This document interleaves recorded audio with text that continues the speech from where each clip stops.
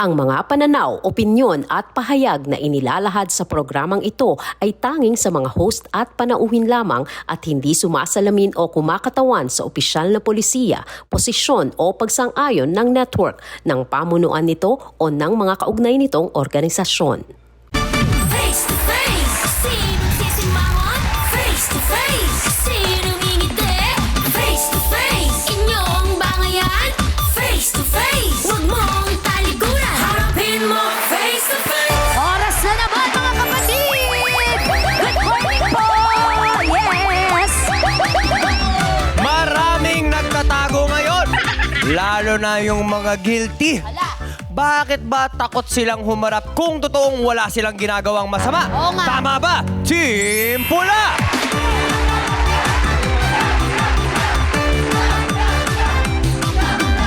Anong walang ginagawang masama? Akala nyo lang wala. Pero meron! Sampalin mo ko. Dapat may ganun yun. Okay ba ang aktingan namin? Pasado na? Okay ba? O, mukha naman pasado. Palakpakan! Team Puti!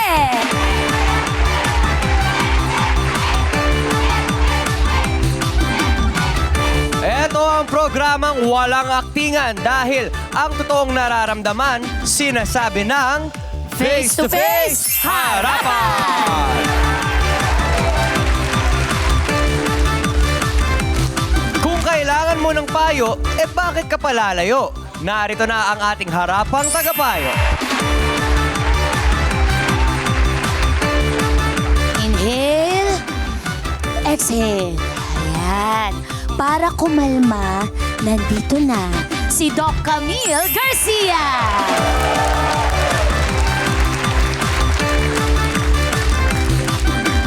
Kawalan ng respeto sa kapwa. Nako, galit si Brother Jun dyan. Baka tawagin kang gambing ni Dr. Love, Brother Jun Banag!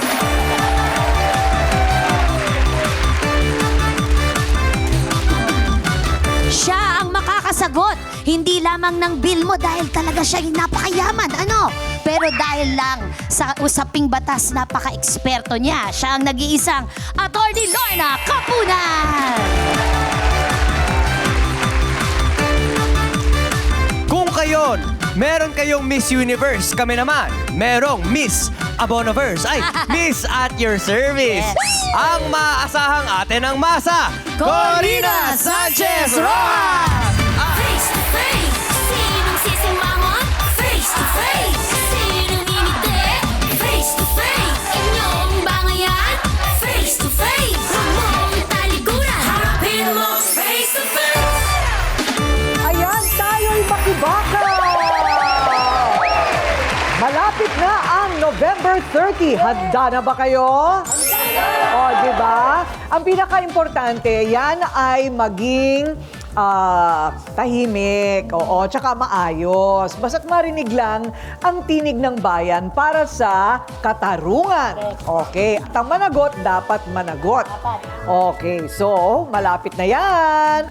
O, eto na. Sa ating buhay, sa bawat blessings at sa mga mabubuting taong nasa paligid natin, it's really a good day kapag napapaligiran ka ng mga good girl at good boy. Ay, meron ding sayaw para dyan. Iba-iba pa at masunurin sa matatanda. Di umiinom, naninigarilyo. Kahit bubugin ay nagkakitiba ng good boy. Good boy. Ang batik mo naman, sana kunin ka na nila. Good boy. Good boy. Ang bait mo naman, sana kunin ka na nila. Okay. Cute naman ang good boy na yan. Hindi man siya good boy, ate ko ring mukhang mahilig po siya sa good boy. Ang ating sayawero sa sayawero for today, Mami! Good girl siya, good girl. Ang liwanag ng t-shirt ni Mami, ha? Oh, yes. Oh. Nagzuzumba to si Mami. Malambot katawan eh. Oh. Yes, Mami? Alam mo na nagzuzumba sa leggings. Okay, ang kwento natin ngayong araw, talagang mapapasabi ka ng sana all. Dahil ang paboritong anak na ito, 30 anyos na, pero ang madalas lang daw na pinagkakaabalahan, kain, hilata, tulog.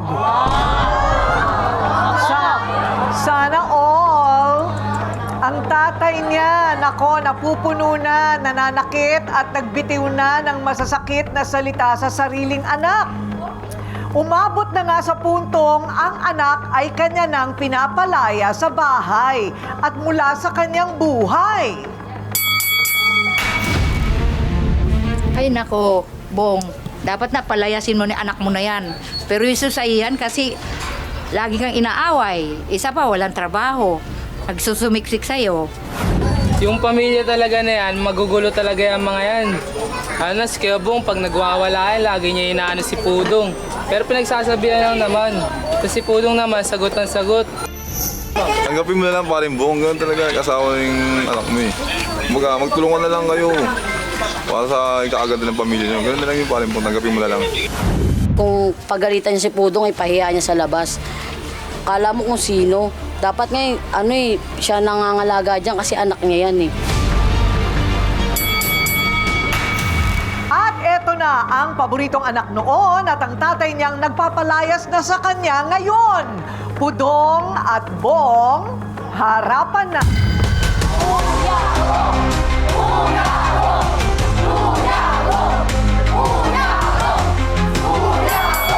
Hindi po sila magkamukha. Grabe, parang isa lang ang lianera nyo, kuya. Pareho ang hulba. Parang mainit ang ulo ni tatay. Okay, ikaw ang nagrereklamo. Opo. Bakit? Ano ba ang Kasi problema? po palagi na lang po niya ako pinapalayas eh. Palagi na lang po. Lalo na pag nasa bahay po ako, minsan lang po ako umuwi sa amin eh. Kasi po, nandun po ako sa, may extra po ako sa car wash po dun sa Mitindo po. Palagi Car na wash? ako po. Palagi, pag uuwi po ako, kung ano po sinasabi sa akin, nandito ka na naman, kung ano po bangay-bangay po sinasabi, kung ano mga salita masasakit. Siyempre po ako, masasaktan po ako, anak niya ako eh. Ako sasabihan ka pa, lumayas ka dito, wala kang kwenta, maghugas pa ang plato dito. Kung ano po mga sinasabi niya sa akin, masasakit. Ako nasasaktan naman po kasi anak niya po ako eh, hindi niya naman po kailangan palayasin ako. Ikausapin niya ako, pwede po, di ba po? Pero, nag-aambag ka ba sa bahay, sa gastos? Sa akin naman po, ako naman po, minsan po, nagbibigay po ako sa mama ko. Totally po sa kanya, hindi po ako nagbibigay. Bakit? Sa mama ko lang po kasi, sa mama ko lang po sa amin lang po, sa akin po. Sa mama ko, mas may nakakatulong sa amin po talaga nanay ko eh.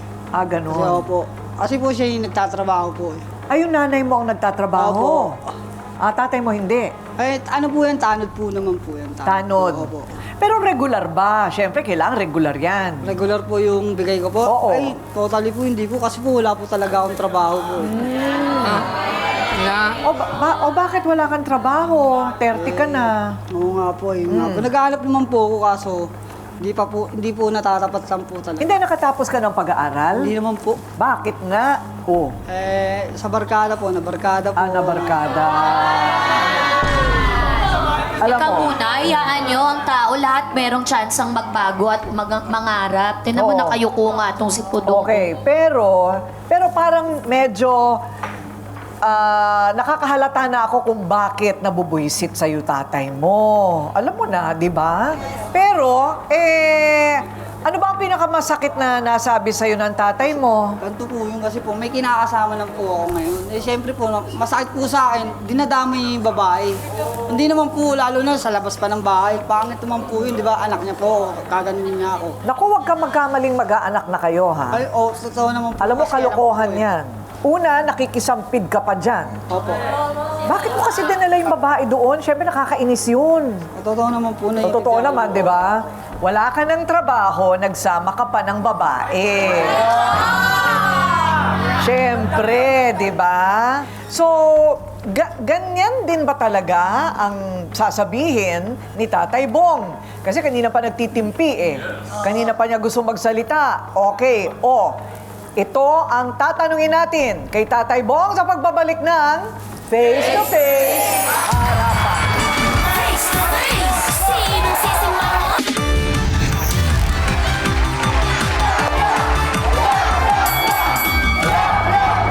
Okay, tanungin natin ang tatay. Nagkwento na yung bata. Bakit daw siya pinapalayas?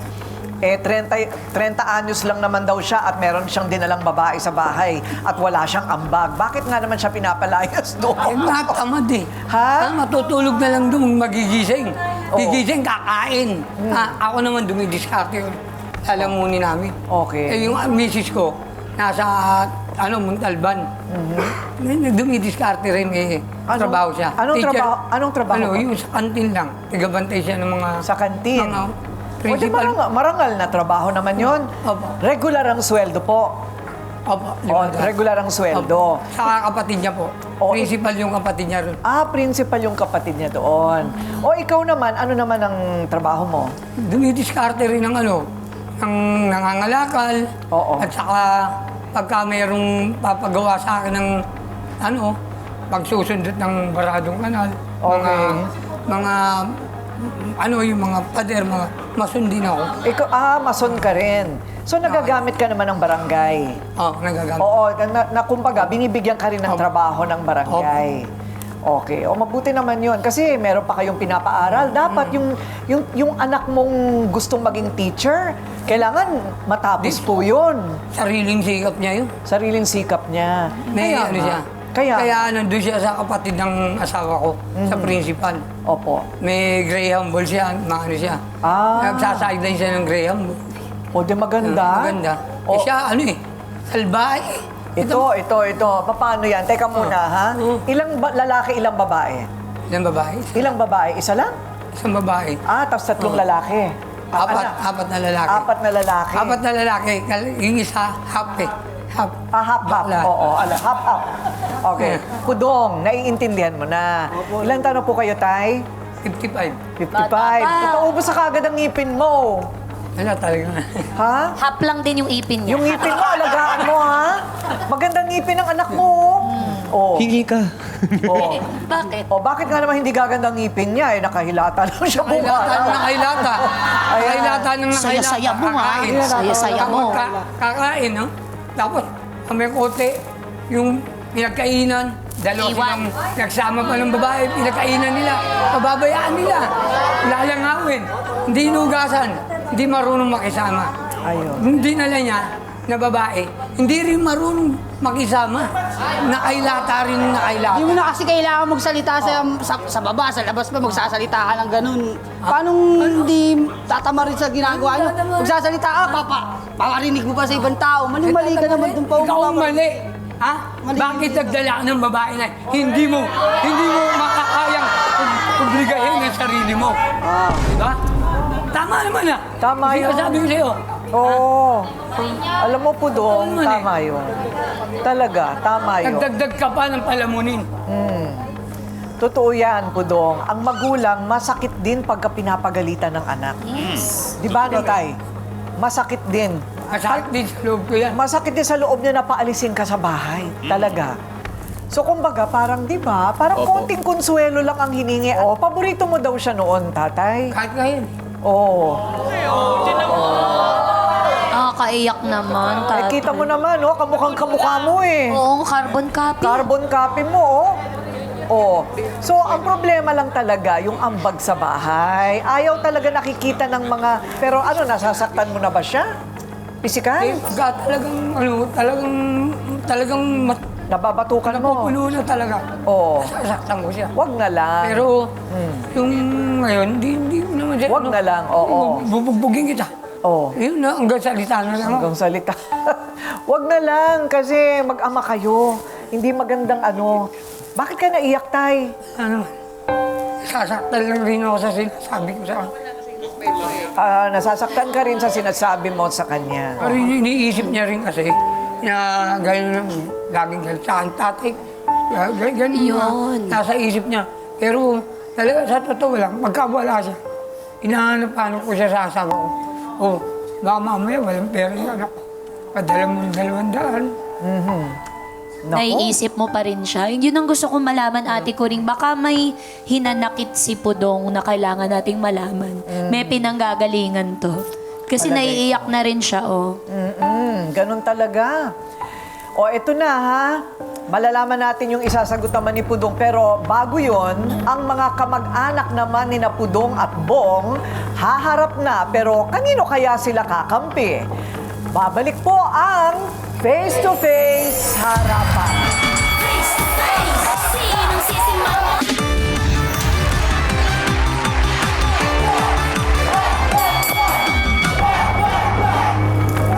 Okay, timba at kaldero daw ang ibinabato nitong si Bong. Ayan, sa anak niyang si Pudong. Iyan daw mismo ang nakita ng tiyahin ni Pudong. Giselle, humarap ka na.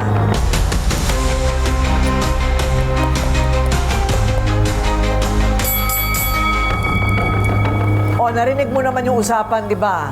Ano ka, tiyahin? Sino ang kamag-anak mo? Yung nanay? Yung tatay, siya mismo. Ah, siya mismo ang kamag-anak mo. Kapatid? Pinsan. Pinsan. Malapit ka doon sa bahay nila nakatira? Sa baba lang po. Ah, sa baba. Ano bang nangyayari? Pag nakainom, sa tuwing nakainom po si Kuya Bong, ayun, nag-aaway, inaano niya si Kenneth na pinagsasabihan, pinagbubungaan. Hanggang sa may mga gamit na pinagbabato, tapos doon napupunta sa amin. Kaya naririnig po namin kung ano yung mga pinag-aawayan po nila. Yun lang ang problema. Kasi, Tay, pagka talagang nahaluan na ng pisikalan, ayun na. Di ba, Attorney Lorna, yun ang bawal talaga. Pag nabarangay kayong dalawa, yun din ang sasabihin eh. Ano bang kinagagalit nyo pag uuwi kayo, nakahilata pa rin, ganun? Nakailata. Tapos nakakalit yung mga pinagkainan nila. Yun naman pala eh. Una, kailangan hanapan ka namin ng trabaho. Palagay ko pag yun, wala ka sa bahay parate, meron ka pang ambag. Kasi pag nagtatrabaho ka na, kailangan may ambag, di ba? Para sa kanya, dapat magising na sa realidad ng buhay itong si Pudong na 30 anyos na. Ang tiyahin naman ng ni Pudong at kapatid ni Bong, Luz, humarap ka na.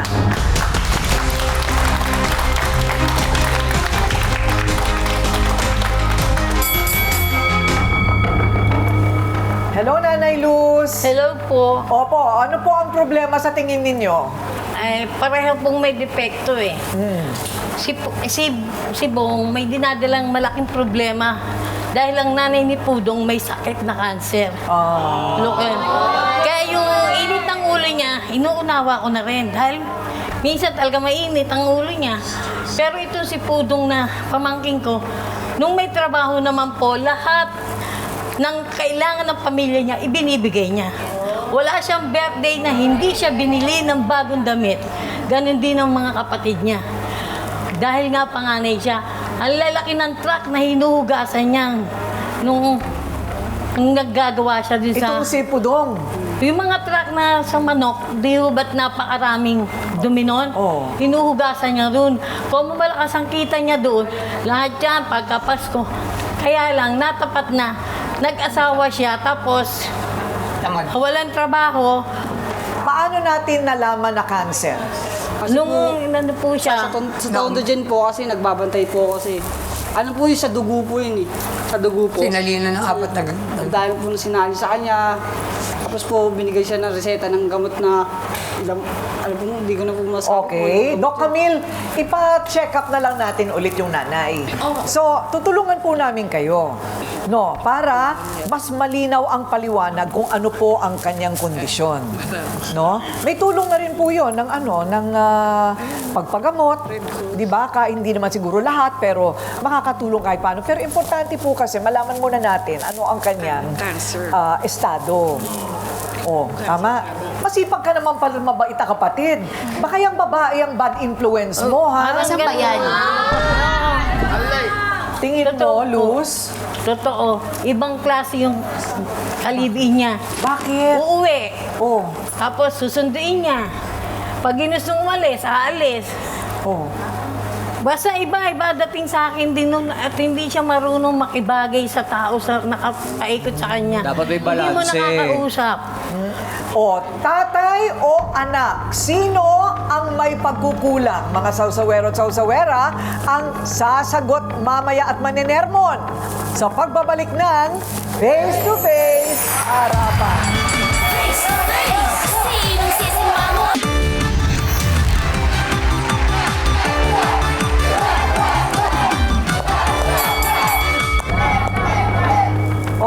ano naman ang masasabi ng mga sausawero at sausawera? Tatay o anak? Nakita na ninyo ang kwento, ha? Parang kapwa may pagkukulang. Ano sa tingin mo, Nay? Tatay Bong, nagkataon lang naman na yata na wala siyang trabaho ngayon.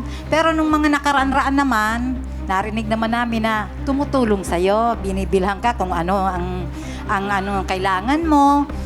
Pag magbigyan mo naman din siya ng pagkakataon. Kasi hindi naman habang panahon na laging meron, laging nagkakaroon din ng kawalan. Kaya pagpasensyahan mo na rin kasi anak mo naman siya, di ba? Kung meron man kayong problema, tayong problema mga magulang, dapat sa bahay, sa loob ng bahay, huwag sa labas. Kasi yung sa labas, maraming marites. Walang tutulong ho sa atin, pagulo lang ho yan. Kailangan sa loob ng bahay. Okay po? Kasi anak mo Sabi po ko lang yan. ho, ikaw yung nakakatanda sa magkakapatid. Dapat yung responsibilidad mo bilang sa mga kapatid mo, dapat pinakita mo yung magandang asal. Talaga ba, kuya? Lalong-lalo na sa magulang mo, may edad na, dapat respetuhin mo. Yun lang sa akin. Pero kayo naman po, siyempre, pagsabihan nyo ng maganda. Yung hindi ipapahiya sa tao. Ilan po? Okay, Attorney Lorna, pwede bang hingian o pwede ka matulog dito, pwede kayong tumira dito, magbayad kayo ng renta. Di ba? Pwede bang may ganong karapatan si Tatay Bong? Pwede, pero ang problema dito hindi lang yung support na ganyan, ano. Ang problema dito is respect. Kasi miski na wala kang trabaho, Pudong, parang ang nawala sa iyo respeto sa magulang mo, 'di ba? Ang feeling ko kasi magulang na tayo 'di ba? Nagpalaki tayo ng mga anak natin. Time naman na mag-payback kayo. So, kung gusto niyo Manong Bong, kung gusto niyo ba ng ganyan magbayad ng renta, hindi naman yung renta hindi naman solusyon sa problema ninyo. Ang solusyon sa problema ninyo nawalan na ng respeto. Ikaw naman nawalan ka rin ng pagmamahal siguro, ng pasensya dahil sa ano. So, ang tanong sino may kasalanan? Kasalanan nung live-in mo. Kasi siya yung third party. Bago siya pumasok, hindi ba nawalan ka ng asawa? Bago siya pumasok, okay naman kayo. Kanya, ang magulang hindi napapalitan. Ang kasama, asawa, naku, pwedeng divorce, pwedeng hiwalayan. Okay, Doc Camille, anong nakikita mong psychological pattern dito? Parang, ito nagugulat din ako, hindi ko kailangan ng renta. Parang ang kailangan lang niya, respeto. Yes, Mula sa exactly. anak at pagpapakumbaba, ano? Ay, oo. Importante yun, ate ko rin. Kasi ang hirap yung tinatawag nating blame shifting. Kasi dito si Kuya Bong, ang sinasabi na nga niya na ganito ang ginagawa ng anak ko. Tapos sasabihin naman ni Pudong, hindi, ganito ang ginagawa ng tatay ko. Di ba? Pag dating sa ganyang pagkakataon, unang-una, pag nawala yung respeto mo sa magulang, paano mo sasabihin na talagang may pagkakataon na magiging maayos pa kayo? Kumisan, respeto lang. Respeto na in the sense na yung pakita mo na nagpaalam ka lang na sinasabi mo magdadala ka ng babae sa bahay, malaking bagay na yon para sabihin mo na nire-respeto mo yung mga elders o yung mga nakakatanda sa loob ng pamamahay nyo. Pangalawa, sana maintindihan mo rin na pagdating sa ganitong pagkakataon, maging open yung communication nyo. Dahil kasi kung kahit pa paano, nagkakausap kayo na maayos, ang hirap para sabihin natin ng isang anak, bakit ba nag-i-stay sa puder na magulang? Pwedeng sabihin natin, gusto mo silang alagaan. Paano ko ang iniisip mo kung sakasakali?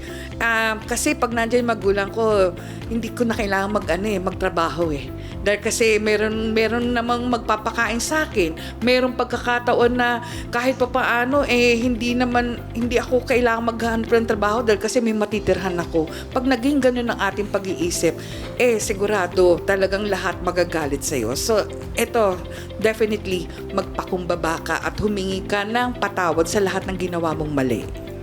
Ayan, kasi nga, ikaw yung anak.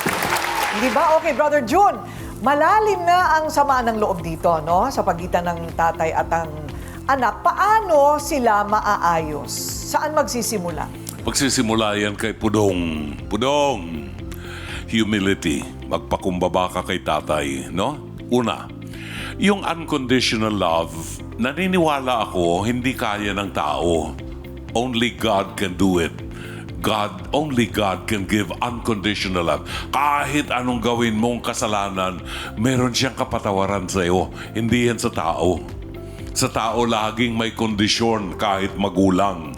Walang magulang na magtsatsaga sa isang anak na batugan. Pinakain ko na nga ng tanghalian, hapunan, breakfast.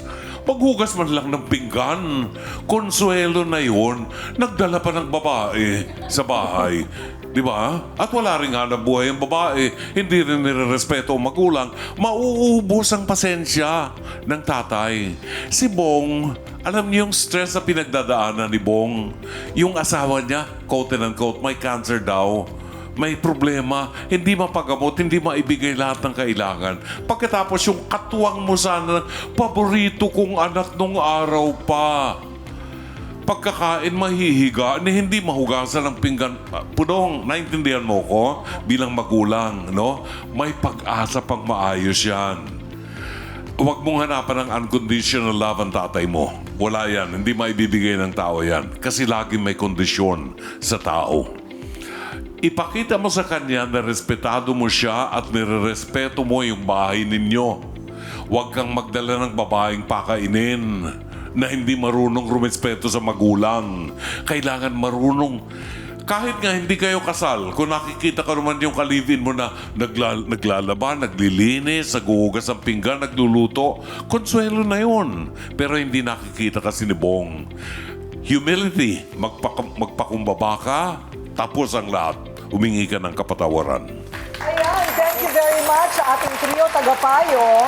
Ito daw, may pagkatamad si Pudong, pero kikilos na kaya siya para maging maayos na ang kanilang pamilya. Malalaman natin sa pagbabalik ng Face to Face Harapan. Face to face, sinong sisimangot?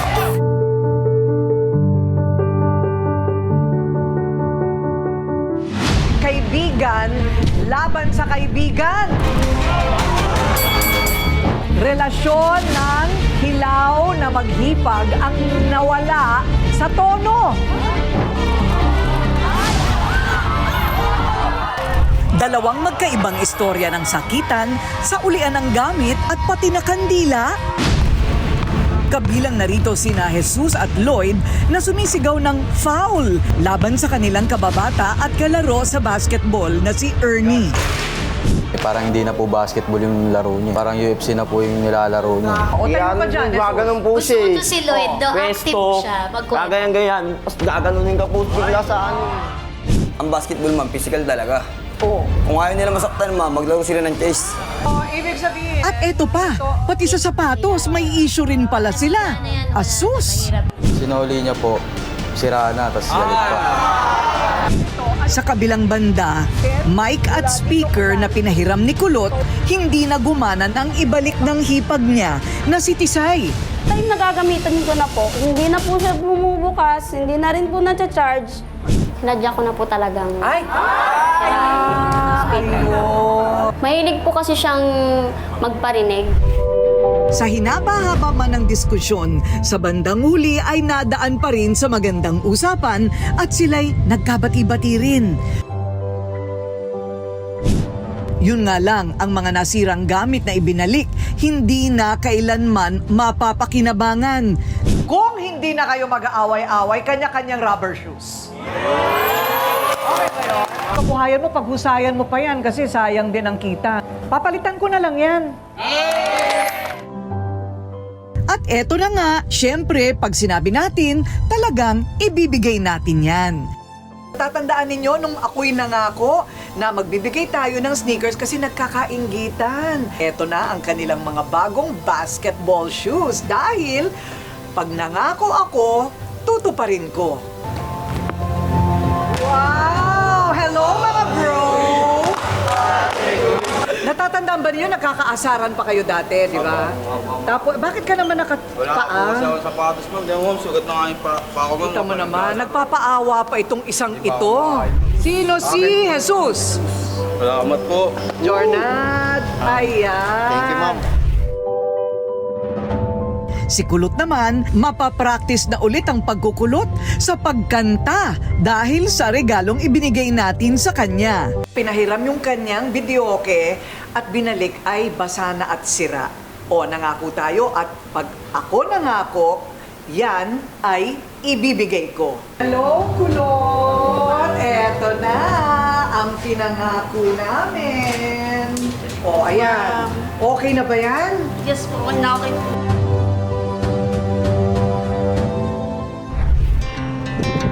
Mahalaga ang pagkakaroon ng sportsmanship sa laro. Manalo man o matalo, dapat matuto tayong ito'y tanggapin. Bonus pa kung bago ang basketball shoes. Hindi ba? Thank you po. Thank you, Ma'am. Salamat.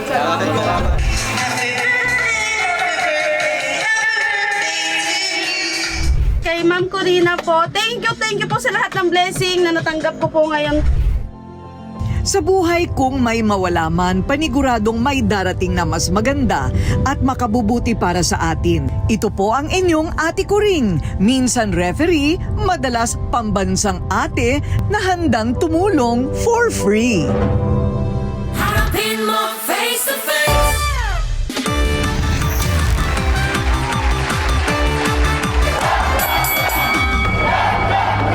Palagay ko ang punot dulo nito ay yung trabaho, no? Palagay ko, di ba? Nay, palagay mo rin, di ba? Trabaho, Tatay Bong. Okay. Yung tatay mo, syempre, namuhuna na sa'yo nung bata ka pa, nangangalakal, pati yung nanay mo nagkakasakit na. So time naman para ikaw naman ang tumulong sa kanila. Okay. May babae man o wala, lalo na may babae, kailangan lalong kumita. So, ang gagawin natin ganito. Saan ba makakahanap ng trabaho? Una, ilalapit natin siya sa Manila Manpower Development Center. Yan ay under the MSWD, kung saan ikaw ay tuturuan ng training ng gusto mong gawin. Pagmamason ba? O electrician ba? O gusto mo ba ng ibang embalsamador ba? Yes, marangal. Makeup artist? Dishwasher? Dishwasher? Gusto nyo talaga yun. O ayan, di ba? Iba-ibang skills yan. Ikaw ang pipili, libre. O, so, edi bibigyan ka na lang namin ng pamasahe. OPEX, pang OPEX. Hindi ba? Okay, tapusin mo lang yon. And I think sila na rin ang nakakahanap ng trabaho para sa'yo. Okay? O, alam mo na ha? Kailangan lang ng barangay clearance and ID. Meron ka naman nun. Okay. Yung iyong asawa ay patitingnan namin para malaman natin yung talagang estado ng kanyang cancer. Kung totoong cancer man yan. Hatay. At bibigyan din natin sila ng pa-barbecue para meron silang kabuhayan. Kasi naalala ko, pagka nagkasakit ng tuluyan yung asawa, o paano na ngayon wala na silang kikitain. O alagaan ninyo yan. Kasi pagka hindi kayo marunong magpaikot, katapusan na. At padadalang kita ng vitamin C para sa anak mo. Kasi yung anak din niya, may leukemia rin. Yes, yung anak niya, akala nga niya nakakahawa daw. Hindi. Nasa lahi siguro. Nasa lahi. Ayun. Okay, Pudong. O, ready ka na ba? Magpakumbaba. Yan ang una. Kasi habang nag-aaral ka training, wala ka pa rin kinikita, di ba? Pero doon ka pa rin nakatira sa kanila. May bit-bit ka pa. O, ayan. Humingi ka na ng tawad sa tatay mo rin. Sorry pa. O. Pwede ba yung sorry lang? Ito, baguhin mo na yung sarili mo. Yung asawa mo, turuan mo makisama. O, ayan naman pala, o. Makisama, rumispeto sa magulang. Oo, ayan. Di ba, Pangit yung Pudong? bastos. O, Pudong, alam mo na, ha? O, pareho na kayong tumayo. Gusto ko sa gitna. Magkita kayo sa gitna. Ayan. Okay. O. Ay, ang saya. Maligayang Pasko. Okay, meron kaming konting pamaskulubong para sa inyong lahat.